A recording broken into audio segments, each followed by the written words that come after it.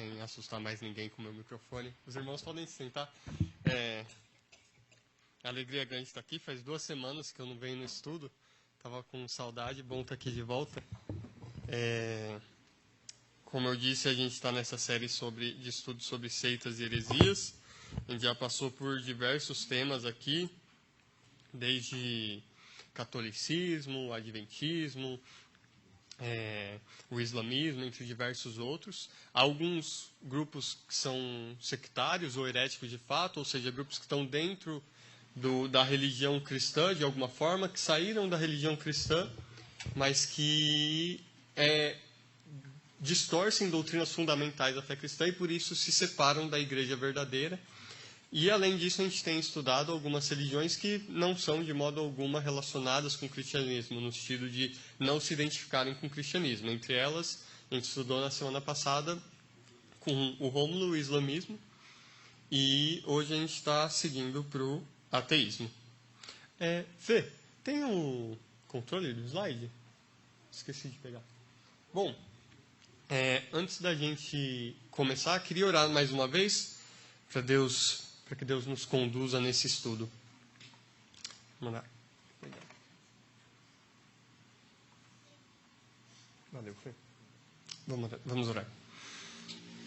Senhor Deus, nosso Pai, nós te adoramos porque o Senhor, ó Deus, é aquele que nos sustenta a nossa fé, o Senhor é aquele que nos dá graça, o Senhor é aquele que se revelou a nós e manifestou tua glória a nós, de modo que fomos irresistivelmente, além de toda dúvida, atraídos a Ti. Te agradecemos por isso, ó Deus, que é pela Tua graça, pela Tua misericórdia que estamos aqui hoje. Mas reconhecemos também, Pai, que existem tantas questões ao nosso redor e tantas dúvidas e ataques que são levantados contra a nossa fé. E pedimos pela Tua graça, ó Deus, para nos fortalecer e para nos capacitar, para estarmos sempre prontos para dar a razão da esperança que é em nós e para anunciar o Teu Evangelho em amor e misericórdia por aqueles que se perdem, ó Deus. Nos conduz nesse estudo, eu peço, Pai, pelo Teu auxílio, para toda clareza e lembrança daquilo que vamos estudar e por Tua graça para ouvirmos e aprendermos e crermos na Tua Palavra. No nome do Teu Filho Jesus. Amém. Bom, hoje a gente vai, como eu disse, vai falar sobre ateísmo e, diferentemente do que a gente estudou até aqui, provavelmente o ateísmo é uma das visões de mundo mais fáceis de se explicar. O que significa ser ateu? É a negação da existência de Deus, ou a afirmação de que Deus não existe. Não é algo complexo como o adventismo, os testemunhas de Jeová, o islamismo, que muitas vezes a gente tem dificuldade de entender o que essas pessoas de fato creem. Só que, apesar dele ser mais simples nesse sentido, talvez seja um dos assuntos, uma das visões de mundo que mais causam até mesmo medo aos cristãos. Que nós cristãos, às vezes, temos medo de encontrar algum ateu na rua e falar, poxa, como que eu vou conversar com um ateu? E se ele me derrubar na argumentação? E se ele tiver certo, quase? Por que será que a gente tem essas questões? De fato, existe uma dificuldade, que talvez com outros a gente consegue falar, olha, você crê em Deus, mas o Deus que você crê não é esse. Se você crê em Deus, isso é necessário, isso é óbvio, a Bíblia revela isso. Então a gente talvez perceba uma facilidade de começar uma comunicação. Agora, como a gente se comunica com alguém que nega a existência de Deus, nega que a Escritura seja de qualquer forma inspirada, nega que a gente possa usar a Escritura para falar sobre Deus e para chegar a qualquer conclusão, porque, na verdade, a Escritura não é verdadeira. Como que a gente... Valeu, Fê. Como que a gente conversa com essas pessoas? Hoje a gente vai estudar um pouco sobre isso. E para a gente chegar nesse assunto, primeiro eu queria que a gente desse uma olhada bem rápida num histórico do ateísmo, bem rápido mesmo, viu, irmãos? E em respostas que a igreja deu ao ateísmo ao longo da história, que não foram respostas bíblicas, que são respostas que ferem princípios bíblicos de como a gente deve pregar o evangelho. E eu quero que a gente faça isso porque eu acredito que isso vai ajudar muito a gente a entender como a gente deve pregar o evangelho. E para apresentar isso, irmãos, a gente teve uma série no fim do ano passado sobre cosmovisão cristã.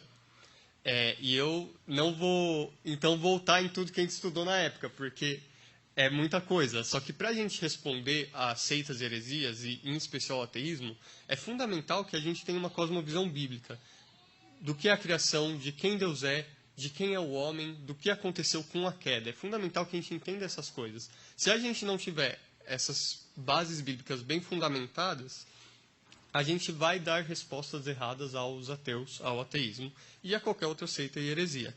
Então a gente vai precisar muito dessas questões aqui hoje. Eu vou passar por elas, mas bem rápido, porque a gente já viu, e se alguém tiver alguma dúvida, alguma questão, no final do estudo a gente pode conversar melhor também. Mas, primeiro de tudo, às vezes a gente acha que o ateísmo é algo novo, mas quando a gente olha para a Bíblia, a gente vê que o ateísmo existe desde que o homem caiu. A gente vê o Salmo 14 falando: diz o insensato em seu coração, não a Deus. Diversos outros trechos bíblicos vão apresentar essa mesma frase ou frases similares, apontando que, desde antes de Cristo, já existiam pessoas que afirmavam que não há Deus. Muitas vezes a gente ouve argumentos de que as pessoas acreditavam em Deus porque não existia ciência ou algo do tipo. Mas já existiam ateus desde que o mundo é mundo. Desde que o homem caiu, existem ateus no mundo. Só que, de fato, o ateísmo ganhou grande força ali em torno do século XVIII, depois e durante o Iluminismo. O Iluminismo foi um período que os intelectuais, as pessoas que tinham maior interesse acadêmico, questionaram não só a religião, mas diversas bases do pensamento da sociedade até então, e, em especial, a religião. E diversos grupos se mostraram muito avessos à religião, especialmente a religião que era dominante, o cristianismo ali. E eles passaram a afirmar, que eles afirmavam não só que o cristianismo era falso, mas que a religião era, na verdade, um obstáculo ao progresso intelectual e à ordem social. Então vejam que aqui tem uma diferença para os ateus modernos. A maioria dos ateus modernos afirmam que não existe certo, não existe errado, não existe moral, não existe nada disso. Nessa época, esse pensamento não era tão difundido, esse pensamento não era tão presente. O pensamento era: existe ordem social, existe progresso intelectual, existe certo e errado, e a religião só atrapalha a gente a conhecer isso. A gente vai ver um pouco das críticas que essas pessoas traziam contra o cristianismo. Só que o grande ponto de mudança de pensamento que eu queria enfatizar aqui, para a gente poder caminhar depois, é que o que surgiu nessa época de forma mais abrangente na sociedade, mais forte, com críticas de fato bem estruturadas, bem elaboradas e pesadas contra o cristianismo, foi o pensamento do homem como autônomo. Foi o pensamento de que o homem poderia sozinho, sem Deus, chegar ao conhecimento da verdade, ao conhecimento do que é certo e errado, a uma sociedade justa, e que a religião, na verdade, a ideia de Deus era algo que militava contra isso. O grande problema é que é impossível que a gente... Só puxar aqui. Conforme as pessoas abraçaram essa ideia de autonomia, cada vez mais se abraçou a ideia de que a única coisa que o homem pode conhecer, já que Deus não existe, é aquilo que é material, aquilo que eu posso testar, aquilo que eu posso medir, assim por diante. E cada vez mais a ideia de que coisas imateriais como certo, errado, justo, a bondade, o amor, ou propósito, significado das coisas, na verdade não existem de fato.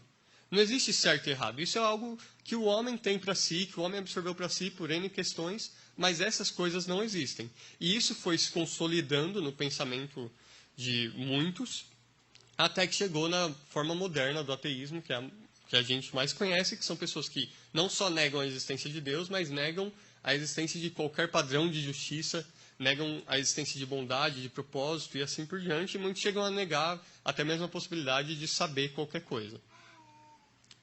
Quando a gente olha para as críticas que os ateus geralmente trazem ao cristianismo, eu separei aqui só 6, que eu creio que resumem bem a maior parte delas.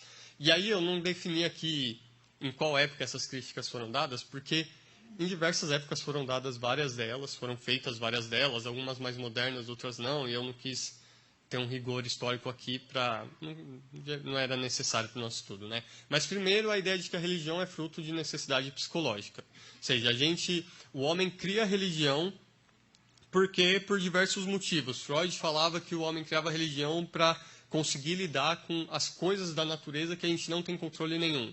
Então é impossível, a morte está aí a todo tempo, existem catástrofes naturais, coisas sobre as quais a gente não tem nenhum controle, e como que a gente vai viver num mundo, como que a gente vai ter condição psicológica de viver num mundo tão terrível, num mundo tão incerto? Então o homem cria Deus para dar uma noção de pessoalidade para essas catástrofes e assim ele ia encontrar formas de lidar, porque eu posso lidar com uma pessoa, com um ser pessoal, Deus, mas eu não tenho como lidar com uma tempestade e fazer um sacrifício para a tempestade parar. A tempestade é algo natural, não tem conversa com ela. Então essa é uma crítica, a crítica de que os homens criam a religião para satisfazer um desejo psicológico, pessoal deles. Outros criticavam muito a religião como se a religião fosse uma forma de domínio e opressão. A religião foi criada por homens que, na verdade, queriam justificar o domínio que eles tinham. Então, Israel teria criado a religião para poder tomar a terra de Canaã. Eles apontam, até os modernos que usam esse tipo de crítica apontam muito para perseguições, guerras, tragédias que aconteceram em nome da religião ao longo da história, como evidência de que, olha, a religião, na verdade, é uma forma de dominação. Outra questão que eles trazem de forma muito repetitiva é a questão do problema do mal. Então, os ateus vão afirmar, por exemplo, que se Deus existe, ele é bom, ele é todo-poderoso e ele é soberano, então não existiria mal, porque para o mal existir, ou Deus é todo-poderoso e soberano, mas não é bom, ou ele é bom, mas não é todo-poderoso, porque como um Deus bom permitiria o mal? Então essa é uma crítica que é muito trazida até os dias de hoje. Outra crítica, essa é um pouquinho mais moderna, mas já existia mais antigamente também, é a falta de evidência para Deus. Ou seja, que não tem evidência suficiente para afirmar que Deus existe, ou se existe algumas evidências, elas não são conclusivas, não dá para ter certeza. E aí eles vão afirmar que diversos ateus, que usar a religião como explicação para coisas aparentemente sobrenaturais são coisas que pessoas preguiçosas fazem porque elas não têm desejo de pesquisar mais a fundo. Então, eu não consigo explicar aquilo, eu falo que Deus fez porque é mais fácil para mim. Eu estou falando aqui de uma forma direta, mas não é para ser caricato não, viu, irmãos? Os ateus fazem essa crítica dessa forma mesmo, muito comumente, creio que a maioria aqui já ouviu. Ou a crítica de que a fé é oposta à ciência. Então, o que é a ciência? A ciência é aquilo que eu conheço porque é fato, porque eu observo, eu consigo testar, eu consigo falar para você. Isso é verdade, isso é ciência. Fé é aquilo que eu acredito sem ter motivo nenhum para acreditar. Então, você crê em Deus, mas na verdade você crê em Deus sem motivo. Você só crê. Você tem tanto motivo para crer em Jesus, quanto outro rapaz tem motivo para crer em Alá, e outro rapaz tem motivo para crer no Papai Noel. E assim por diante. Então os ateus trazem essa crítica. A fé é uma crença que eu tenho sem base. E a ciência é uma crença que eu tenho com base. Isso é o que eles afirmam. E, por último, nós só podemos conhecer aquilo que pode ser testado cientificamente. Como eu falei antes, você não tem como medir Deus. Você não tem como colocar uma corda aqui para, se Deus passar, a corda cair. Você não tem como medir a moral. Você não tem como derivar que, porque a natureza é de tal forma, eu não devo matar a pessoa que me fecha na rua. Eu não posso fazer isso. Isso é um julgamento moral que não tem relação com algo físico direto, com algo natural. Então eles vão falar, olha, a gente só pode conhecer aquilo que é testado cientificamente, então a gente não pode conhecer a Deus, não pode conhecer a moral, não pode conhecer nada disso.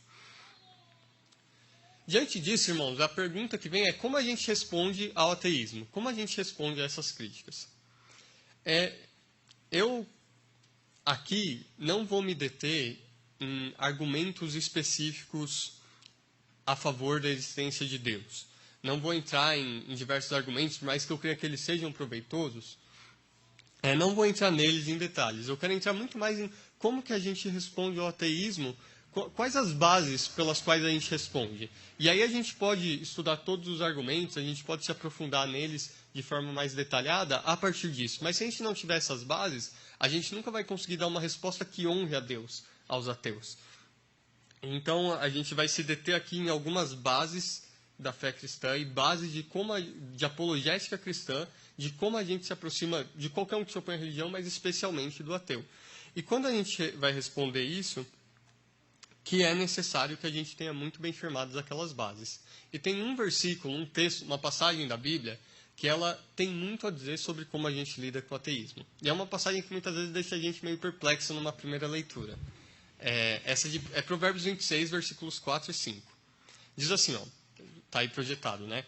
Não respondas ao insensato segundo a sua estutícia, para que não te faça semelhante a ele.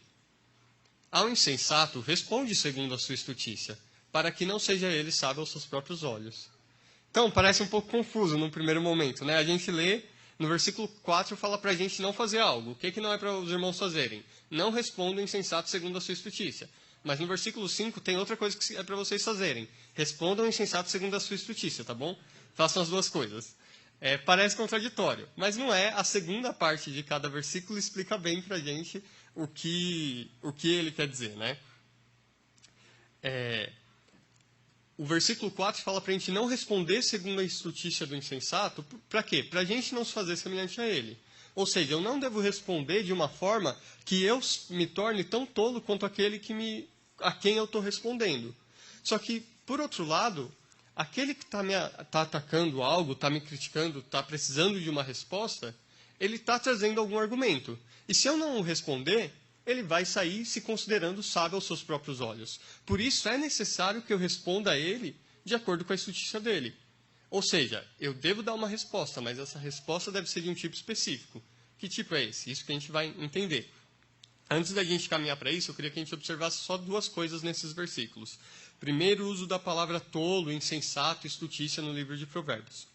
A primeira coisa que a gente precisa entender é que essa palavra, a gente ouve essa palavra e a gente tende a absorver uma conotação no sentido intelectual, entender que está falando, não responda ao burro segundo a sua burrice, e até de forma ofensiva. Só que não é isso que essa palavra quer dizer no contexto bíblico. Se você ler o livro de Provérbios, você vai ver que a palavra tolo, estuto, não tem um sentido intelectual. O tolo, o estuto, no livro de Provérbios, é aquele que é governado pelas suas próprias paixões e que ignora a Deus na sua própria vida. Isso a gente vê em Provérbios 5:23. É alguém que anda em vã confiança, que confia em si mesmo, e isso afeta a forma como ele fala, a forma como ele responde aos outros e a forma como ele lida com a sua vida. Provérbios 14:8, 28 e 26 mostram isso. E é aquele que não dá ouvidos à sabedoria. Provérbios 23:9. Então, o problema do insensato é que é moral, não é intelectual. Isso é fundamental, a gente vai ver mais para frente em Romanos, como isso é importante para que a gente saiba que resposta a gente deve dar ao ateu. Porque se o problema do ateu fosse meramente intelectual, bastava a gente ter muita escola boa. Acabava com o ateísmo. Mas o problema do ateu não é intelectual. E não só isso, mas é muito importante porque muitas vezes nós cristãos achamos que a gente precisa vencer intelectualmente, ou a gente se considera superior intelectualmente ao não cristão. Só que quando a Bíblia fala da sabedoria de Deus e da sabedoria do homem, por exemplo, em 1 Coríntios, não é que Deus é mais sábio que o homem. É que a sabedoria de Deus é loucura para a sabedoria humana. A sabedoria de Deus é de outro tipo, outra categoria que a sabedoria humana. Então não é simplesmente, olha, Deus é muito mais sábio do que os homens, por isso confia em Deus. Deus é muito mais sábio que os homens, mas a sabedoria de Deus é de outro tipo. Aquilo que Deus mostra que é sabedoria, os homens julgam como loucura. Mas segundo, queria chamar a atenção para os irmãos para o que fala no final do versículo 5. Responda a ele para que ele não seja sábio aos seus próprios olhos. Nota que o objetivo de responder e não responder ao tolo não é que a gente mostre como o cristianismo é crível, como o cristianismo é razoável e pode ser crido. Não é simplesmente que a gente vence um debate e que o ateu saia falando, pelo menos ele é um cristão, mas ele é inteligente. Não, o nosso objetivo não é algo para nós. O nosso objetivo é o ateu. O nosso objetivo é que ele perceba a tolice dele e não saia se considerando sábio. O nosso objetivo deve ser redentivo e misericordioso. Quando a gente vai falar com ateus, pessoas mais ferrenhas em oposição à fé, a gente tem a tendência de ficar irado. Eu estava assistindo um debate do... Esqueci o nome, o professor lá de... Não, de Cambridge, eu acho. Ou de... John Lennox. Estava assistindo o debate dele. Irmãos, me constrangeu a forma amável como ele falava com o ateísta. E era um ateísta ferrenho e chato, irmãos. Se falar que ele era muito... Ele não deixava ele terminar suas frases direito. Ele apresentava críticas de forma desrespeitosa, ácida. Então ele não estava ali num debate de forma respeitosa. E o John Lennox ainda assim demonstrou um amor e uma compaixão que me constrangeram. Porque eu muitas vezes quando ouço essas coisas fico irado. Nossa, que bobagem que ele está falando e as pessoas ainda acreditam. Essa não é uma reação bíblica, essa é uma reação carnal nossa. Sabedoria que vem do alto é pacífica e cheia de bons frutos. Então, queria chamar a atenção para essas duas coisas. E aí, agora sim, eu queria entrar em duas respostas erradas que a gente vai ver que elas caem justamente nos erros desses dois textos. A primeira resposta errada é a resposta de abraçar o humanismo. Eu estou falando do humanismo aqui em que sentido? Eu falei que lá no iluminismo se abraçou aquela ideia do homem autônomo. Então, a gente pode chegar ao conhecimento das coisas a partir do nosso próprio raciocínio, usando os dados da natureza, sem a ajuda de Deus. Independentemente de Deus, a gente pode. E muitos cristãos, para tentar responder aos ateus, abraçam o humanismo. Eles dão um passo para trás e falam, olha, vamos assumir que a gente não sabe se Deus existe. Que Deus não testemunhou de si mesmo, que não é claro pela criação, aquilo que ele testifica. Vamos assumir que ele não existe e vamos ver se ele é crível. Vamos julgar a Deus para ver se dá para confiar nele. Essa resposta tem 3 problemas aqui principais que eu anotei. Primeiro, as limitações do racionalismo e empirismo. Racionalismo é a ideia de chegar ao conhecimento pela nossa razão, pela lógica, e empirismo, a ideia de chegar ao conhecimento pelo teste, pelo experimento da natureza. O grande problema é que todo conhecimento obtido assim, todo conhecimento científico, ele é, por definição, limitado e ele tem um nível de incerteza. Isso é necessário para a ciência. A ciência precisa olhar para as coisas e falar, deixa eu testar isso aqui para ver se está certo. É nisso que a ciência tem novas descobertas e assim por diante. Então, quando a gente vai estudar, por exemplo, argumentos historiográficos a respeito da Bíblia, irmãos, a Bíblia tem um testemunho firme e claro de que ela é verdadeira. Mas sempre, no final de um debate, o ateu pode falar, mas tem essa incerteza do estudo historiográfico que afeta qualquer estudo historiográfico sobre qualquer texto e, na verdade, isso só pode mostrar que é muito provável que Deus seja verdadeiro, mas não mostra com certeza que ele seja. Ele sempre pode dar esse passo atrás, por mais absurdo que seja esse passo atrás. Tem coisas que a ciência estuda e que a gente tem consolidado há muito tempo, que ateus chegam a negar para falar que, não, isso não é testemunho que Deus exista. É absurdo, a gente olha e fala, não, é óbvio que isso é verdade. Mas ele pode dar esse passo atrás, que é intrínseco ao método de estudo da ciência, e falar, não, isso é incerto. E nisso, irmãos, isso não é algo meramente teórico. Muitos debates você vê, tem um debatedor muito famoso que, em certo debate, o ateu perguntou, você poderia estar errado sobre Deus? Pressionou justamente esse ponto sobre ele. Ele falou, poderia, mas é muito pouco provável. Agora, o que é uma testemunha? Eu estava lendo um livro do Edwards ontem para esse estudo, e ele fala, uma testemunha não é alguém que testifica que tem grandes chances de algo ser verdade. Uma testemunha que fala que acha que uma pessoa matou alguém tem o mesmo valor que testemunha nenhuma. Uma testemunha é alguém que testifica da verdade de algo. A gente não é chamado por aí falar que Jesus Cristo é muito provável. O cristão é chamado aí pregar, Jesus Cristo é a verdade. A gente não fala para as pessoas, olha, abandona tudo que você tem, esteja disposto a perder pai, mãe, família, amigos e irmãos, porque Cristo é muito provável. Não, Cristo é verdade. Por isso a gente precisa pregar. Por isso a gente tem urgência de anunciar o Evangelho. Os cristãos do primeiro século não morriam porque era muito provável que Cristo tinha ressuscitado. Exatamente. Então, desculpa, você pode pegar água para mim? Aproveitar que você interviu. Eu vou tentar não derrubar o microfone até o final. Bom, esse é o primeiro problema dessa resposta. A segunda, irmãos, é que essa resposta é uma forma de atentar a Deus. A gente colocar Deus no banco dos réus para falar, Deus, a gente vai te julgar agora para ver se você é crível mesmo, é tentar a Deus. Quem já chegou a Jesus para testar ele, ver se ele era o Filho de Deus mesmo, não foram os discípulos, foi o diabo durante a tentação. Tratar Deus com o próprio ato de afirmar que a gente deve julgar Deus para ver se ele é crível, já é uma negação do testemunho bíblico de que Deus se manifesta claramente na criação. E terceiro, e esse parece menor, mas é um dos maiores problemas para mim, essa forma de tratar a apologética cristã torna a fé possível só para os eruditos e acadêmicos. Então, quem pode ter certeza de que a Bíblia é verdade? Aquele cara que fez um doutorado em historiografia, estudou os manuscritos, leu os manuscritos no originais, viu as divergências e aí deu testemunho de que de fato a Bíblia é verdadeira. Agora, a gente aqui, que somos pessoas comuns, que podem estudar isso em profundidade, que é bom que a gente estude, mas que não vai ter um estudo tão detalhado e aprofundado, não podemos ter uma fé bem firmada, então?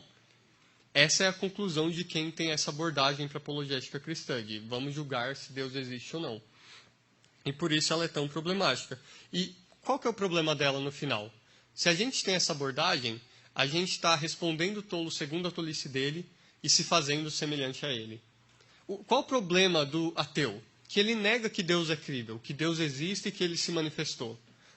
Se um cristão dá um passo atrás e fala, olha, a gente não sabe se Deus se manifestou, vamos ver se ele se manifestou, por mais que muitos cristãos façam isso com uma boa intenção, no sentido de eu quero mostrar para o ateu que a afirmação dele de que evidências não demonstram é falsa, na prática ele está se tornando tão tolo quanto o ateu. Ele está tratando Deus como aquele que não se manifestou claramente. Só que tem um outro problema que é o oposto disso, que surgiu ao longo de respostas ao ateísmo, que é afirmar que o uso da evidência é um ato de falta de fé. Que usar a evidência é algo que só é feito, que a linha de argumento dessas pessoas geralmente é no sentido de que, olha, a gente só crê que Deus existe porque Ele se revela a nós, Ele que testemunha o nosso coração e transforma o nosso coração para a gente crer, e Ele fala que Ele já deu evidência e que isso não faz diferença. Então, a evidência não serve para nada, é até errado apresentar evidência porque é uma forma de não confiar em Deus. E essa linha de raciocínio, ela parte de pressupostos bíblicos, ou seja, Deus que se revela, é só Deus que transforma o coração, mas chega a conclusões erradas. Um dos problemas dessa é que, se vocês lembrarem do estudo sobre criação, ela acaba negando uma das verdades básicas sobre a doutrina da criação, que é que a criação é a criação de Deus e que Deus se manifesta na sua criação. Que os céus proclamam a glória do Senhor e o firmamento a obra de suas mãos, que os atributos de Deus claramente se veem por meio das coisas invisíveis e que Deus não se deixou ficar sem testemunho. Então esse é um dos problemas. Ela tende por acabar negando a revelação de Deus.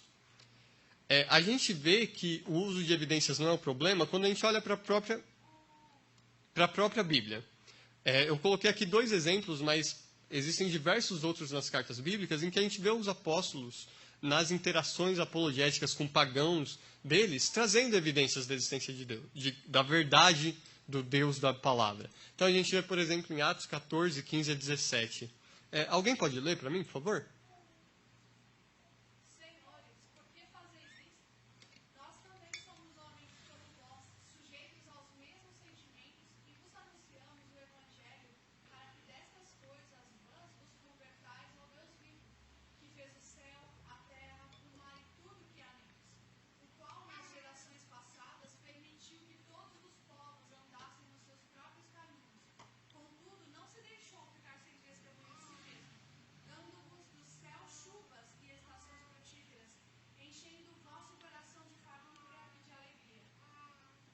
Muito bom, obrigado. Olhem só, irmãos, Paulo aqui está falando a pagãos, e ele fala, os pagãos estão vindo ali para adorar a Paulo nesse momento. Ele fala, por que vocês estão fazendo isso? Nós somos homens como vocês, e ele apresenta por que ele não deve ser adorado, e ele começa a apresentar o Deus verdadeiro. Nota primeiro que ele não dá um pé atrás e ele fala, olha, eu vou explicar para vocês como Deus é visível sem falar de Deus. Paulo nunca parte do pressuposto, olha, vamos ver se Deus é crível. Ele fala, olha, o Deus vivo que fez o céu, a terra e tudo que há neles. Esse é o Deus verdadeiro, eu não vou negociar isso. Ele permitiu nas gerações passadas que os povos andassem os seus próprios caminhos, mas não se deixou ficar sem testemunho de si mesmo.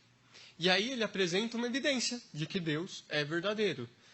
Qual a evidência? A evidência da bondade de Deus na criação.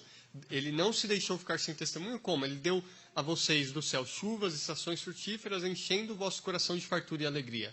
Você vê que na mente de Paulo, ele apresentar a evidência do testemunho de Deus não era algo que contradizia honrar a Deus. E não era algo que contradizia o fato de que só Deus iria se revelar a essas pessoas. Ele apresenta um argumento baseado na criação. Outro texto que eu trouxe aí é o de 1 Coríntios. E aqui a gente vai ver que Paulo usa um argumento, basicamente a gente poderia chamar de uma evidência histórica, talvez. Ele fala assim, antes de tudo vos entreguei o que também recebi, que Cristo morreu pelos nossos pecados, segundo as Escrituras, e que foi sepultado e ressuscitou ao terceiro dia, segundo as Escrituras, e apareceu a Cefas e depois aos 12. Depois foi visto por mais de 500 irmãos de uma só vez, dos quais a maioria sobrevive até agora, porém alguns já dormem. 1 Coríntios 15, 3-6. Reparem o argumento de Paulo. Primeiro ele está afirmando a ressurreição. De novo, ele não está falando, olha como vamos ver se a ressurreição é crível? Não sei se ela é, vamos ver. Jesus apareceu para mais de 500 pessoas e elas certificam que ele ressuscitou. Não é isso que ele está fazendo. Ele está falando, olha, Jesus ressuscitou e ele fez isso de forma que é irrefutável. Vocês estão aí duvidando se existe ressurreição. Jesus ressuscitou e apareceu a mais de 500 pessoas e elas vivem. É como se ele estivesse falando, vão lá e perguntem para elas. 500 pessoas diferentes podem dar testemunho da ressurreição de Cristo. Ele está apresentando uma evidência a partir da história. Então a gente vê que o uso de evidências, e existem outros exemplos, Paulo usando o testemunho pessoal dele, da transformação que Deus operou na vida dele, entre diversos outros, não é algo que contradiz a forma de se apresentar o evangelho bíblico. Só que o segundo problema dessa forma, que nega qualquer função das evidências, é que ela tende a reduzir a fé a um mero desejo, e a o que é muito chamado de salto no escuro. Então, olha, as evidências são inconclusivas, o ateu pode sempre falar, mas eu não sei se isso é verdade, por causa das limitações da ciência. Então, não tem como falar pelas evidências que Deus é verdadeiro, que ele testemunhou de si mesmo, como a Bíblia fala que ele fez. A gente só sabe de Deus porque Deus revela a nós interiormente. Só que o problema disso é que, se a gente só sabe de Deus, porque Deus revelou a mim pessoalmente, sem nenhuma relação com aquilo que está fora de mim, como que eu falo para um ateu que está do meu lado, conversando comigo, para ele, olha, crê em Deus, porque ele é verdadeiro. Você sabe disso, você pode saber disso.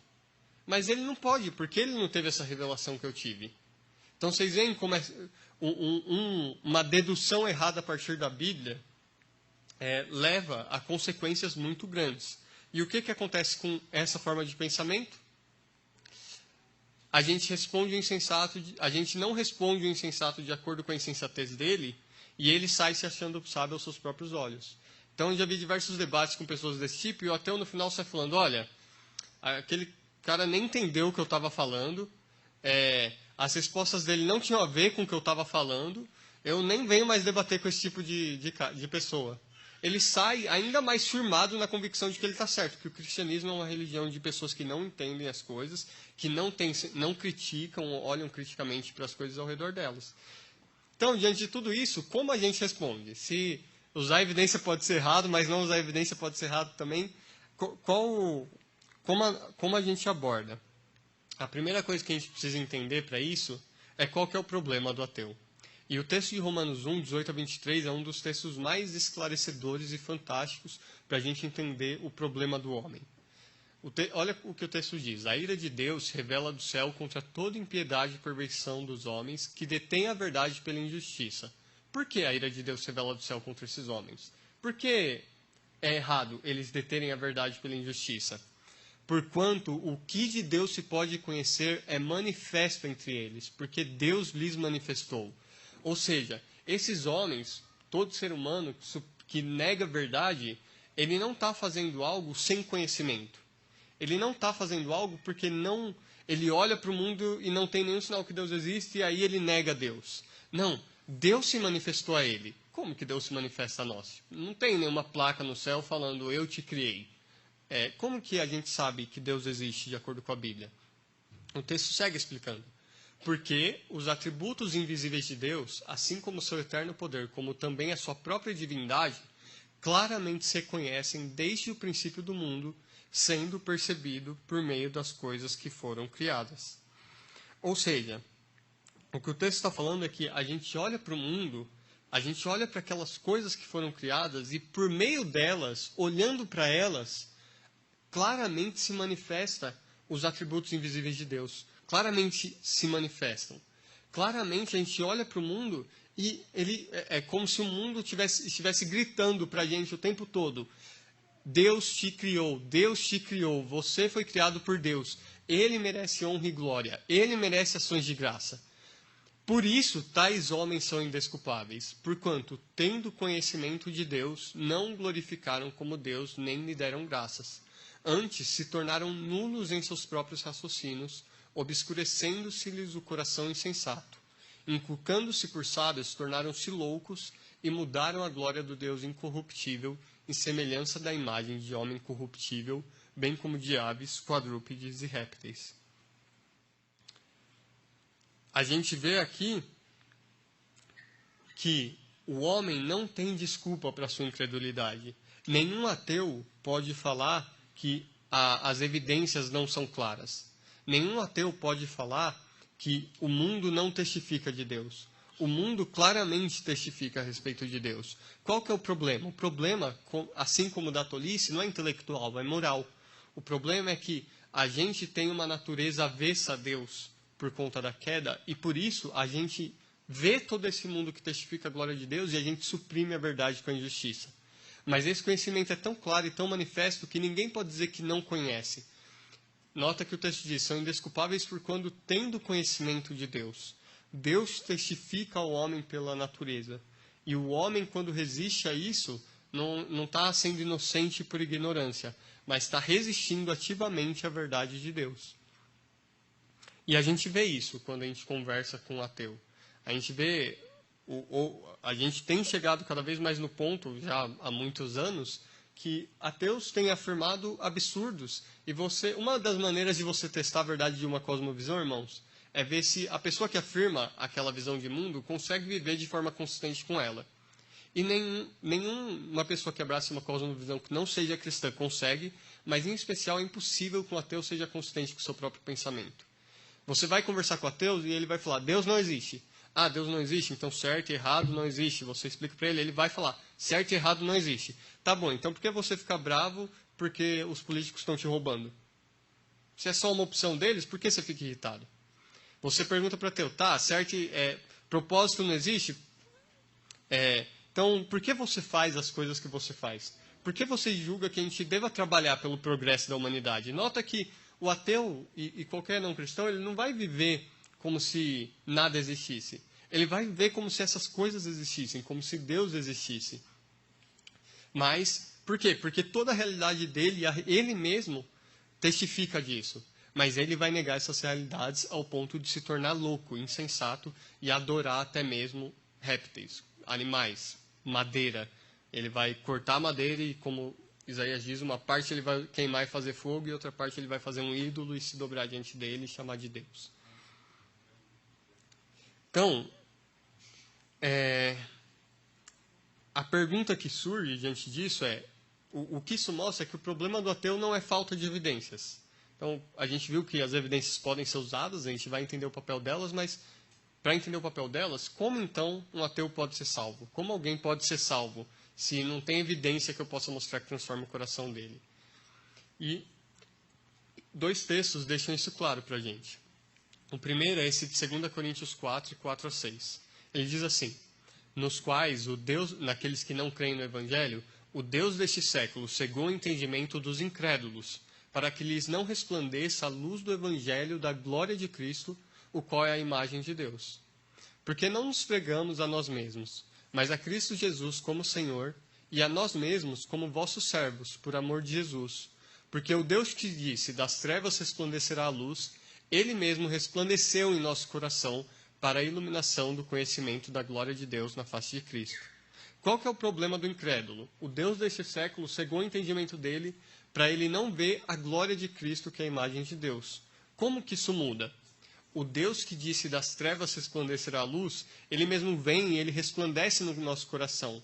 E aí não é que Deus dá uma revelação a mais do que aquilo que ele já revelou, mas é que ele traz luz e aí a gente vê a glória que já estava revelada diante de nós e que para a qual a gente tapava os nossos olhos. A gente vê a glória de Deus na face de Cristo.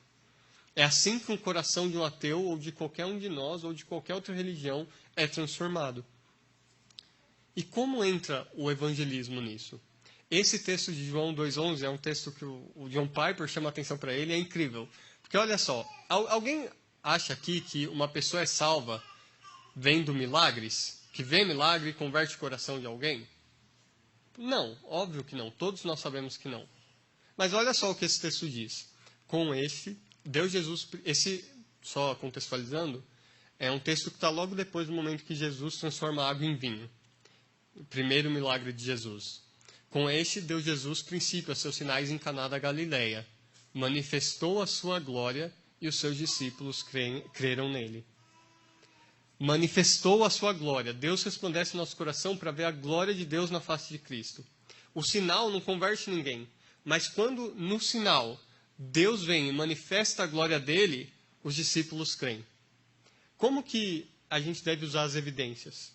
A gente viu nos versículos anteriores que as evidências podem ser usadas para manifestar a glória de Deus em tudo aquilo que ele fez. A gente viu Paulo trazendo evidências para fortalecer a fé dos cristãos contra o ataque de incrédulos que estavam no meio deles, ali em 1 Coríntios sobre a ressurreição. Mas quando a gente usa a evidência, a gente não fala, olha, vamos julgar Deus. A gente não fala, olha, pela evidência, sem Deus a gente consegue chegar a Deus. Mas a gente fala, olha, Deus se manifestou. E você, ateu, não deixa nem eu pregar o evangelho para você, porque você está falando que tem isso, isso e isso. Não, deixa eu te falar sobre a glória de Deus na criação. Deus se manifestou na criação e ele testemunha de si mesmo.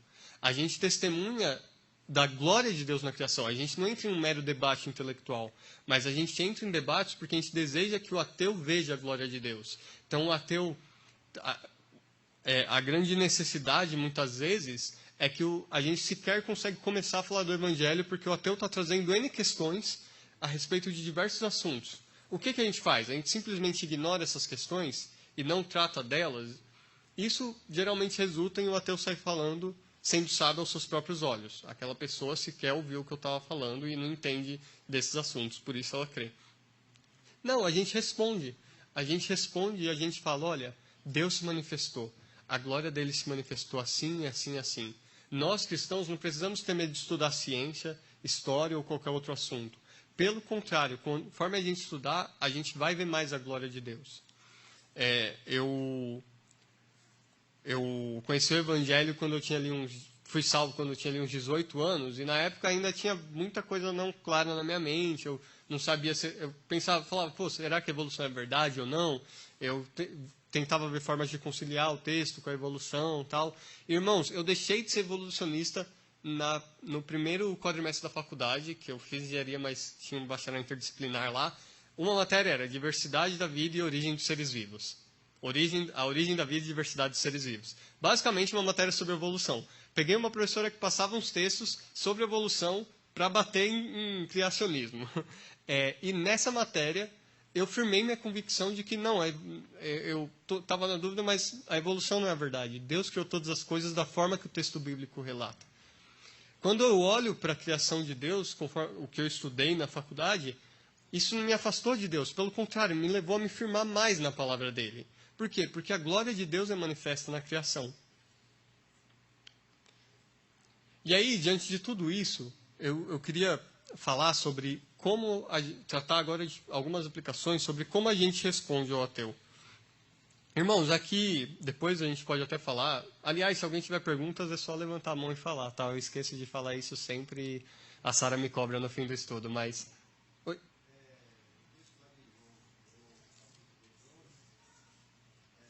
As evidências ali mostraram a glória de Deus, porque ele estava rodeado de pessoas pelo casamento e também dos seus discípulos.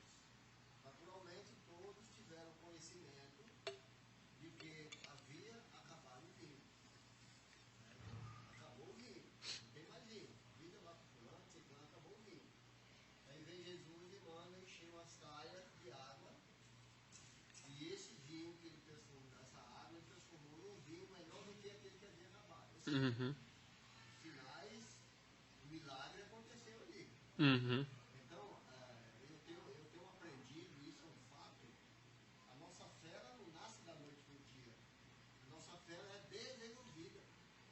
Porque crescer na graça e no conhecimento. A minha fé ela só é crescida quando eu eu passo a conhecer Deus dentro daquilo que Deus fez, principalmente pela criação do universo. Eu tenho que crer nisso. Uhum. Fez isso. E após isso aí, a minha fé ela vai desenvolvendo de forma que cada vez mais eu possa conhecer Deus por meio das Escrituras. Uhum. Aí a minha fé ela é aberta na minha mente e eu creio que tudo que aconteceu e que acontece é Deus no controle de todas essas coisas. Tá. Assim, de fato, a nossa confissão fala, né? A fé é uma graça evangélica e ela tem graus. A fé pode ser fraca ou forte, ela está sujeita ao crescimento. Mas o grande ponto lá de João que eu estava falando é, na verdade, ali, e a gente vê isso no Evangelho de João como um todo. Jesus está cercado de cristãos e não de pessoas crendo nele e não crendo. Por que para alguns, o mesmo sinal produz fé e para outros não? Não é porque ele já tem a fé. É porque Deus revela a glória dele naquele sinal.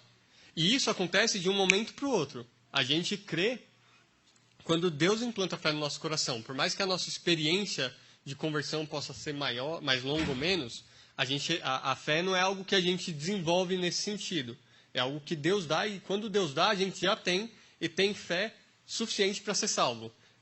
Porque não é a quantidade, mas a presença da fé que salva. Só que, de fato, essa fé está sujeita ao crescimento e ela cresce conforme a gente contempla a glória de Deus na Bíblia, na criação e em tudo mais que ele fez. Isso, exatamente. Então, irmãos, um ponto que eu ia falar, eu não vou aqui tentar apresentar, como eu falei, diversos argumentos a favor do cristianismo, porque senão o estudo todo teria sido disso. Eu acho que é mais importante a gente ter essas bases e aí a gente pode estudar argumentos diversos por conta. E também não me detive em responder a cada um daqueles pontos que eu coloquei lá no começo. A gente pode voltar para eles no final depois para comentar brevemente. Mas o meu alvo aqui é muito mais dar bases para que nós saibamos como lidar e a partir disso a gente possa estudar e crescer e construir e conversar com as pessoas ao nosso redor. E o primeiro ponto é que, irmãos, preguem o Evangelho. A glória de Deus se manifesta mais claramente em todo o universo no Evangelho da cruz do Senhor Jesus. Ali Deus manifesta a sua glória. E quando Deus manifesta a glória dele no Evangelho, corações são transformados. Não sei se os irmãos lembram, em Cantares, no capítulo 5, a noiva perde o noivo, perde a presença do noivo. E ela não sabe onde ele está, e ela chama as moças de Israel a procurarem pelo noivo para ela, procurarem pelo noivo com ela. E as moças, de certa forma, desprezam ela e respondem: que é o teu amado para que você nos conjure dessa forma a procurá-lo? E aí, em resposta a isso, a noiva dá uma descrição da grandeza, da beleza, das perfeições do amado dela. E no final do capítulo, as moças de Israel falam: nos diga onde está o seu amado, nós iremos procurá-lo com você. E quando encontrarmos, falaremos dele. As outras moças de Israel ficam tão maravilhadas com a glória daquele noivo, daquele amado, que elas desejam procurá-lo para a noiva. Da mesma forma, muitas vezes a gente entra em debates que têm o seu devido lugar e a gente esquece que Cristo é glorioso por si mesmo. E que apresentar Cristo transforma corações. O Evangelho, a própria apresentação do Evangelho, tem uma glória que vindica ele mesmo. Então, por exemplo, a glória da ressurreição. Quando a gente apresenta a ressurreição, a gente está falando: olha, a gente crê nisso e os homens creram nisso por toda a história e derramaram seu sangue porque Jesus ressuscitou. Eles não é que nem outras religiões que uma pessoa teve alguma experiência com algum Deus numa forma imaterial, fora da criação, e não tem como ninguém verificar isso, que nem são todas as seitas que a gente estudou até agora. Não, o cristianismo é uma religião em que Deus se manifestou, que Jesus encarnou, morreu e ressuscitou. E que se Jesus não ressuscitou, a religião cristã seria vã. Então, a própria mensagem do Evangelho tem uma glória que testifica dele mesmo. E o Evangelho transforma corações. Então, a primeira aplicação que eu queria trazer é: pregue o Evangelho. Segundo, irmãos, estude a forma que Jesus e os discípulos pregavam na Bíblia. Então, leia o livro de Atos, leia os evangelhos vendo como Jesus e os apóstolos interagiram com os não cristãos. Você vai ver ali como eles usavam evidências ou não, como eles apresentavam o evangelho. Você vai ver que muitas vezes a gente tem a tendência de apresentar, a gente tem uma mensagem gravada na nossa mente, qualquer pessoa chega pra gente, a pessoa fala, você pode me explicar isso daqui da Bíblia? Ah, mas Deus criou o mundo, o homem pecou, Jesus morreu, Jesus ressuscitou, agora quem crer, se arrepender, será salvo. Ah, tá, aí vem outra pessoa, eu tenho essa dúvida, porque como que é esse negócio de que Deus é um e é três ao mesmo tempo? Deus criou o mundo, o homem caiu, o homem pecou, Jesus veio, Jesus morreu, Jesus ressuscitou, e agora você tem que se arrepender e crer e você vai ser salvo. A gente não lida com as pessoas, a gente não lida com as pessoas tratando de acordo com cada uma. E não tem nenhuma pregação no livro de Atos que é igual a outra. Todas as pregações, obviamente, têm o mesmo conteúdo do Evangelho. Mas você vê que Paulo, o Pedro, os outros apóstolos se preocupavam em entender com quem eles estavam falando. E talvez para alguns seja necessário, que nem Paulo fez, a gente apresentar o testemunho de Deus na criação de que ele não se deixou sem testemunho. Talvez para alguns seja necessário, que nem Paulo fez com os judeus, dar o testemunho dele. Para ele primeiro, olha, eu sou de Israel, eu vivi assim, assim, para aquela pessoa pare com aquela resistência que ela está colocando por achar que Paulo era simplesmente um revolucionário subversivo que queria mudar a tradição judaica. Então, muitas vezes, a gente precisa apresentar evidência, a gente precisa lidar com argumentos difíceis para que a gente consiga se comunicar com a pessoa. E os apóstolos e Jesus faziam isso. Terceiro, irmãos, estude a respeito de questões que forem pertinentes no contexto que você está. A gente não precisa ter a pressão de que para falar do Evangelho a gente precisa conhecer ciência, história, ter todo esse conhecimento. Mas se você está num contexto que uma pessoa traz questões repetidamente, você quer falar do Evangelho, mas aquilo tem sido uma barreira, estude essas questões para saber como responder. Estude na medida do que você tiver maturidade na fé e conhecimento. Busque bons autores cristãos que falem a respeito dessas questões.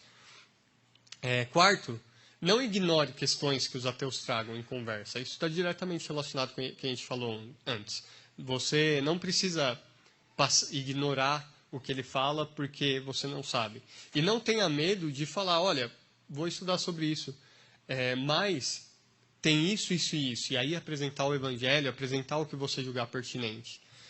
Isso é algo que a gente vê na palavra de Deus. Irmãos, não tem uma receita de bolo para você falar para qualquer pessoa que você encontrar. O que a gente precisa é estar nutrido da Bíblia para a gente não cair no erro de negar a Deus para tentar falar de Deus, nem cair no erro de negar aquilo que Deus fala. Estar nutrido da Bíblia para estar apto para responder a todo o que pedir a razão da esperança que é em nós. Mas também tome cuidado para não ficar entrando em debate que você não tem condição de responder. Então, se você não tem conhecimento para falar sobre criacionismo, evolucionismo, não entra num debate só para falar de forma jocosa dos ateus. Para falar, olha, se sua família descende do orangotango, a minha não.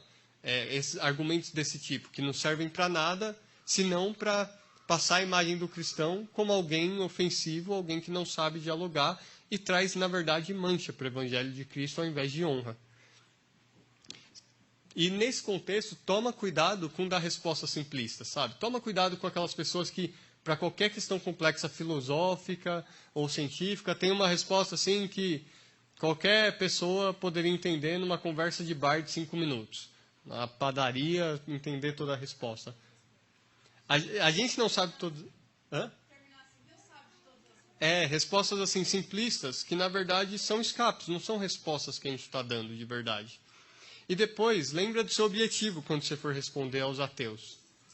Ora, é necessário que o servo de Deus não viva a contender, e sim deve ser brando para com todos, apto para instruir, paciente, disciplinando com mansidão os que se opõem, na expectativa de que Deus lhes conceda não só o arrependimento para conhecerem plenamente a verdade, mas também o retorno à sensatez, livrando-se eles dos laços do diabo, tendo sido feitos cativos por ele para cumprirem sua vontade. Lembra que seu objetivo ao falar com um ateu ou com qualquer pessoa não cristã não é simplesmente ganhar um debate, não é se defender, mas é apresentar o Evangelho. é apresentar sendo apto para instruir, repreender e corrigir com mansidão, porque você sabe que não é a sua argumentação que vai transformar aquele coração, mas é Deus, na esperança de que Deus lhes conceda arrependimento para conhecerem a verdade. Irmãos, basicamente era isso que eu queria trazer para a gente sobre o ateísmo. Eu queria primeiro perguntar se tem alguma questão, alguma dúvida, seja sobre essas questões que eu falei, seja sobre outras. Aqui. Se o ateu não acredita em Deus, não acredita no certo e errado, como convencer ele sobre o pecado? Muito boa pergunta. Eu vou até voltar lá naquele slide do começo, porque ele está diretamente relacionado com isso. Aqui, né? Por exemplo, você trouxe justamente os pontos, né? Religião é necessidade psicológica, certo e errado não existe, porque só existe aquilo que eu posso testar. Como então que a gente responde a essa pessoa? Primeiro, irmãos, assim, tem diversas abordagens. Uma das coisas que a gente precisa lembrar é que o ateu foi criado à imagem e semelhança de Deus e que ele ainda tem uma consciência. Por conta disso, ele não consegue viver, de fato, com essa ideia de que não existe certo e errado e nada desse tipo. Então, a gente pode, uma abordagem que é muito boa, é mostrar para o ateu o absurdo da visão de mundo dele. Então ele fala para a gente, olha, eu não creio em Deus, não existe certo e errado. A gente fala, olha, pera, você está falando para mim que você não crê em Deus e não existe certo e errado. Mas deixa eu te perguntar, se alguém vier aqui e te roubar, te bater ou matar alguém da sua família, você vai ficar irado? Por que essa pessoa não deveria fazer isso? O ateu pode trazer diversos argumentos, falar, olha, não, porque eu acho que a gente deve praticar o bem. Tá, mas a outra pessoa acha que não. E você mostra para ele, se você de fato segue essa visão de mundo, toda a sua vida é um absurdo. Você está falando que não existe certo e errado, mas você sabe que existe. Você não consegue viver de forma consistente com isso. Você tanto sabe que existe que você luta, você fica irado quando alguém faz aquilo que é errado. Você fica irado quando alguém pratica o mal. Porque você foi criado à imagem e semelhança de Deus. Porque você tem a lei de Deus escrita no seu coração. E você sabe que essas coisas são más. E você sabe que as coisas que você fez são más. Então você traz o testemunho da própria Bíblia, da realidade, para despertar a consciência do ateu que está ali. A consciência que Deus colocou está ali. Por mais cauterizada, por mais suprimida que ela esteja, ela está lá. E a gente traz a palavra de Deus, traz a realidade à mente do ateu, na esperança de que o Espírito convença ele do pecado. No final, nunca vai ser a gente. Mas como a gente dialoga, né? Eu creio que uma das melhores formas é essa. Eu acho que essa abordagem que o Beto colocou, acho que ela é exatamente aquilo que a segunda parte do provérbio que você está fazendo, você está respondendo insensato segundo a sua insensatez. Então não tem certo e errado, tudo bem se alguém estuprar, se alguém fizer isso ou aquilo. Então você está levando o pressuposto dele às últimas consequências e vendo que ele não consegue trabalhar por aqueles pressupostos que às vezes são absurdos, o que testifica que no coração dele existe uma imagem de Deus que ele fica indignado contra o mal, indignado contra a injustiça, e ele não consegue viver por aqueles pressupostos que ele afirma que tem em rebeldia ao Senhor. E aí é interessante, tem alguns apologetas de rua que eles adotam exatamente essa linha de pressupor primeiro você pressupõe que a palavra de Deus é verdadeira para conseguir sequer debater com o ateu. E aí eles vão com algumas camisetas provocativas mesmo, e aí é interessante sondar o nosso coração para saber para que a gente está indo com essa camiseta, mas eles se consideram ateístas. Eles não creem que existem ateus. Assim como o ateísta fala que eu sou ateísta, eu não creio que existe Deus, eu sou ateísta, eu não creio que existem ateus. Porque Romanos 1 fala que toda a criação testifica e o homem conhece que é um Deus. Só que por causa do seu pecado ele o nega e é por isso que todos são indesculpáveis. Então, o ateu de fato, segundo a Bíblia, não existe. Todos têm conhecimento de Deus inato que foi esculpido no coração deles, mas por causa do pecado, eles pervertem essa verdade e suprimem, conscientemente ou inconscientemente. Mas tem inclusive um testemunho. Todo mundo que sai do ateísmo para o cristianismo, ele não sai da racionalidade para a irracionalidade ou da irracionalidade para a racionalidade. Ele sai de uma situação de incredulidade situação de fé. Ele era incrédulo porque, de fato, ele negava aquelas coisas de uma maneira rebelde, e agora ele passa a entender que aquelas coisas são possíveis também visto do ângulo cristão. Então, ele pega aqueles pressupostos dele que eram perversões e agora ele enxerga a luz da verdade, da lógica, da razão, que todas estão escondidas em Cristo, né? Em Cristo estão escondidos todos os tesouros do conhecimento. Não existe conhecimento à parte de Cristo, porque ele é a verdade. A gente não consegue nem argumentar de certo e errado, verdadeiro, falso, existência de lógica, existência de alguma coisa que transcende a nós, se nós somos materialistas e só cremos naquilo que a gente toca e vê. Isso é impossível viver por esse pressuposto. E, bom, outra forma possível, tinha esquecido, mas lembrei, que eu gosto muito de trazer, muitas vezes a gente chega em debates, em pontos, assim, o ateu pode chegar num ponto de falar, não, é verdade, a vida é um absurdo, mas eu vivo assim porque é o único jeito que eu consigo viver. Ele pode chegar nesse ponto, e aí às vezes é o ponto que a gente fala, caramba, não tem mais o que eu falar. Se ele abraçou isso, eu vou falar, tipo, não, isso que você está falando é loucura. É possível, mas eu quero dizer que assim, é possível que eu fale, de fato, eu não vivo assim, eu considero a vida um absurdo, mas eu vivo assim porque é o jeito que eu consigo viver. Eu vivo, sei que não é consistente, mas eu acredito que a vida é um absurdo. São poucos ateus que chegam nesse ponto, mas alguns chegam. E muitas vezes, antes de chegar nesse ponto, mas quando chega nesse ponto, outra forma que eu gosto de falar é, olha, deixa eu te falar a respeito de Cristo. E aí eu começo a falar a respeito do Evangelho e começo a apresentar essas evidências internas do Evangelho. Falo, por exemplo, tem um argumento que é muito usado para Jesus, eu gosto de aplicar aos apóstolos. Olha, os apóstolos, o testemunho do Evangelho é diferente de outras religiões, porque não é uma pessoa que teve uma revelação e falou que viu e todo mundo tem que acreditar. Não, o testemunho é que Jesus ressuscitou e mais de 500 pessoas viram a Jesus pessoalmente diversas vezes, tocaram nele, comeram com ele, conversaram. Foram várias pessoas. Existem só 3 possibilidades para essas pessoas. Elas estavam enganadas, ou seja, elas não tinham visto a Jesus. Nessa, tem 2. Quais são? Elas não sabiam que estavam enganadas, ou seja, elas tiveram alguma ilusão coletiva em massa, mas isso é totalmente absurdo. Ninguém razoável vai supor que mais de 500 pessoas diferentes tiveram a mesma ilusão em momentos diferentes, repetidas vezes.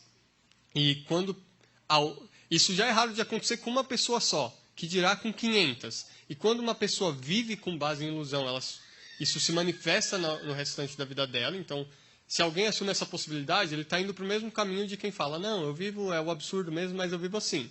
Ele está abraçando a loucura. A outra eles sabiam que não tinham visto Jesus, eles estavam errados. Só que eles não tinham nada a ganhar afirmando que Jesus ressuscitou. Eles, pelo contrário, perderam tudo por causa de Cristo. A religião cristã não é uma religião que prega o domínio. Pelo contrário, ela chama os cristãos a se fazerem servos dos seus inimigos. Então, eles não tinham nada a ganhar com isso, mas estavam testificando. É uma loucura achar que eles iam morrer crucificados, queimados, lançados às feras, por algo que eles sabiam que era mentira. Uma coisa é alguém estar enganado e estar disposto a morrer por aquilo. É possível. Outra coisa é alguém saber que algo é mentira e estar disposto a morrer. A única outra possibilidade, que é a única que faz sentido, é que Jesus ressuscitou e se manifestou a eles. Então, às vezes, você pode responder diretamente às questões do ateu, mas você pode caminhar também para outros pontos da pregação do Evangelho. Você não precisa pregar o Evangelho todo. Você pode falar da ressurreição. Você pode falar da morte de Cristo, para expor para o ateu a verdade do Evangelho. E muitos ateus foram sendo convencidos da realidade de Cristo. E aí isso falou, se Cristo é verdade, então existe certo e errado, e eu vivi a minha vida inteira em oposição a ele. E foi convencido do seu pecado. Então existem diversas abordagens que a gente pode tomar, né? Essas são 2 que eu costumo seguir. Só o irmão falar e seguir do Dimas? Acho que foi. Pode falar, irmão Agnaldo.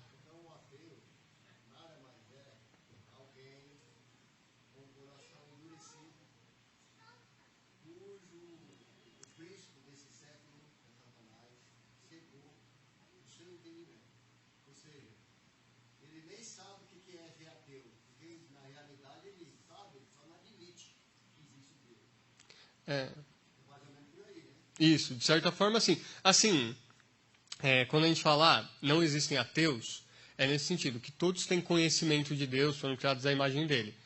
O que não quer dizer que o ateu seja consciente disso na sua negação de Deus. No sentido, o ateu, ele fala, eu não creio que existe Deus. E ele está convencido na sua própria mente de que não existe Deus.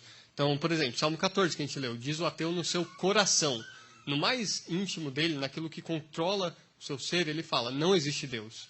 Isso é tudo que se passa pela mente dele. Então, em certo sentido, não existem ateus, no sentido de que todos têm o testemunho de Deus, mas suprimem esse testemunho que eles têm conhecimento, mas existem ateus, no sentido de que pessoas convencidas de que Deus não existe e que vivem de acordo com isso. Tem um livro chamado Não Tenho Fé Suficiente para Ser Ateu, de Norman Geisler e Frank Turek, que é o nome dos dois autores. E ele faz essa argumentação usando também as evidências científicas de que, se você olhar pela lógica, realmente o ateísmo exige muito mais fé, exige uma credulidade muito maior de que todas as coisas surgem nada, do que você olhar para a natureza e falar, não, alguém provocou todas as coisas. Sim, perfeito. Eu ia falar uma outra coisa, o Iago Martins, naquele livro do Alvorecer dos Deuses, ele fala que o ateu ele comete um erro intelectual, porque a existência de Deus é um dado da realidade que ele rejeita. Ele fala, é como se o cara, você está falando, tem um aparelho na tua frente, ele fala, não tem um aparelho na tua frente. E ele fala que por isso o ateu nunca atinge uma sabedoria verdadeira, porque a sabedoria, o princípio da sabedoria é o temor ao Senhor. Então ele vai sempre ter um certo grau de burrice, ele argumenta. Ele vai argumentar mais ou menos assim. Irmãos, assim, eu não quis entrar nisso porque justamente, primeiro, eu estudei sobre isso, mas não é algo que eu estudo continuamente, não vou ficar entrando em um monte de argumento científico aqui, sobre os quais eu não tenho domínio. Mas eu posso, por exemplo, na faculdade, eu estudei termodinâmica. Uma das coisas que a gente estuda em termodinâmica é sobre entropia. Para tornar a história longa curta, basicamente, a entropia do universo sempre aumenta. O que é entropia? Você consome energia de alguma coisa, você faz a água cair de baixo para cima. Quando você vai levar a água de cima para baixo, você gastou mais energia, você vai ter perdido mais energia no que você consumiu da água e para levar ela para cima do que você teve quando você trouxe ela para baixo. Então você não consegue simplesmente traz ela para baixo, leva para cima, traz para baixo, leva para cima para sempre sem perdas. De forma simplificada é isso. Por isso que os cientistas vão falar que o universo vai morrer, vai ficar frio um dia, porque toda energia vai se dissipar e não tem como recuperar isso. Qual que é o problema disso? E esse é um processo que não tem como mudar. Por isso que a gente diz que é um processo irreversível. Qual que é o problema disso? Se o universo for eterno, se o universo fosse eterno, esse ponto de que está tudo morto já teria chegado. Porque uma eternidade é tempo suficiente para chegar nele. Logo, o universo precisou ter um início. E esse início não pode ser material. E aí você vê que os ateus abraçam a loucura. Eu esqueci o nome, mas é um dos principais exponentes do ateísmo falando que o universo surgiu do nada, mas isso depende da forma que você define nada, porque oscilações momentaneamente nulas de energia pode ser considerado nada. Pera, você não sabe mais o que é nada. Oscilação de algo, por definição, não é nada, é algo. Tem que ter algo para oscilar. Então, o ateu precisa de fato abraçar a loucura e, assim, para ser mais simples, tudo que a gente conhece do universo mostra que tudo precisa ter uma origem. Então, tudo que a gente conhece, desde uma maçã precisa vir da árvore, a árvore precisa de uma semente, a semente precisa vir da maçã. Tudo ao nosso redor, toda experiência humana aponta que o universo precisa de um início. Então, só que o ateu vai falar, não, mas isso não precisa, o universo não precisa de um início. Toda a nossa experiência aponta que existe certo e errado. A gente vive nessa base, mas o ateu vai falar, não existe certo e errado. Então, por todos os lados, o ateu se leva ao absurdo, né?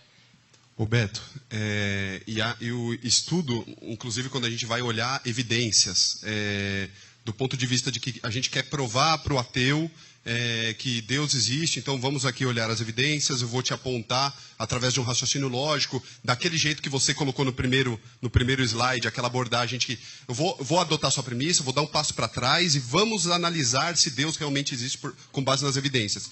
E essa abordagem, ela pressupõe o mito da neutralidade. Como se a gente fosse até a evidência de uma forma neutra. Como se a gente fosse isento de vieses, isento de eu quero acreditar nisso, eu quero acreditar naquilo, eu gosto mais dessa linha, eu gosto menos daquela outra. O mito da neutralidade, quando os teólogos vão abordar, e isso a gente olha na Bíblia, né? Ninguém é neutro. O homem, ou ele ama Cristo, ou ele odeia Cristo. Quem comigo não ajunta, espalha, né? Quem não é por mim é contra mim, quem não é contra mim é por mim. Então, é binário, a coisa é binária. Ninguém chega até a evidência de uma forma neutra. Ah, realmente, eu quero me convencer. Não, aquela pessoa ela está em rebeldia e ela, a menos que Deus olhe, abra o coração dela, qualquer evidência que você apresentar a ela não vai ser suficiente. Mas é claro que Deus usa a apresentação de evidências na conversão de pecadores. E aí um outro ponto que a gente tem que ter muito presente na cabeça é que o fato do ateu ser revelado na Bíblia como alguém que suprime a verdade pela mentira, não deve nos conduzir à arrogância, não deve nos conduzir ao orgulho. Porque a gente era exatamente assim, a gente saiu desse mesmo buraco que o ateu se encontra. Deus, pela sua graça, ele nos arrastou daquele buraco, ele nos trouxe para a luz, sem qualquer coisa que nós tivéssemos feito. Então a gente não é melhor do que ele. A gente é a mesma coisa que um mendigo, logo depois de receber um prato de comida, passa na frente do outro se gabando daquele prato de comida. Ele não fez nada. Ele recebeu um prato de comida e o máximo que aquele mendigo pode fazer é dividir, repartir aquele prato de comida com outro mendigo que está perdido, sedento, faminto, assim como ele se encontrava alguns minutos atrás. Então, esses dois pontos, o mito da neutralidade e depois a arrogância que vem quando a gente vê isso, a gente tem que tomar cuidado com as duas coisas. Ninguém é neutro e ninguém é melhor do que ninguém porque a gente recebeu a revelação da verdade, né? Eu, bem observado, eu esqueci de comentar, todos aqueles textos que eu li aplicando ao ateu, irmãos, eles não falam do ateu. O texto romano, de Coríntios, eles falam de todo aquele que não crê, tá? Então, a gente aplicou o ateísmo porque é o que a gente está estudando hoje, mas você era assim. Você foi cego pelo diabo e fazia a vontade dele, era cativo para isso até que Deus revelou a você e a mim e a todos nós. Então, a gente nunca tem espaço para arrogância, né? Pelo contrário, mas para misericórdia. Eu vi aqui o horário, vamos orar agora, então, encerrar, e aí se alguém quiser conversar mais, está todo mundo aqui, o Vitão está aí também, e a gente pode ter um tempo maior juntos. Vou orar. Pai, nosso Deus, nós te agradecemos porque o Senhor estabeleceu uma aliança conosco em tudo bem firmada, em tudo bem estabelecida, e o Senhor não nos chama a dar um salto no escuro, o Senhor não nos chama a crer em algo de forma incerta, mas o Senhor nos dá a certeza do Senhor, ó Pai. O Senhor se revela a nós, transforma os nossos corações por Tua graça, tira a resistência e abre os nossos olhos para vermos a Tua glória na face do Teu Filho Jesus, se refletindo em todo esse mundo. E te agradecemos, Pai, porque o Senhor nos sustenta, nos fortalece. O Senhor, apesar da nossa fraqueza e muitas vezes incapacidade diante de argumentos e questões que se levantam contra nós, na Tua graça sustenta a nossa fé e faz com que ela permaneça firme. E no tempo devido nos faz entender a Tua vontade. Pedimos que o Senhor nos guie, nos capacite para anunciar o Teu Evangelho, nos encha de compaixão por aqueles que estão perdidos, ó Deus. E que o Senhor nos faça misericordiosos e sábios no anúncio da Tua palavra. No nome do Teu Filho Jesus é que nós oramos a Ti, Pai. Amém. Terminou sem cair o microfone.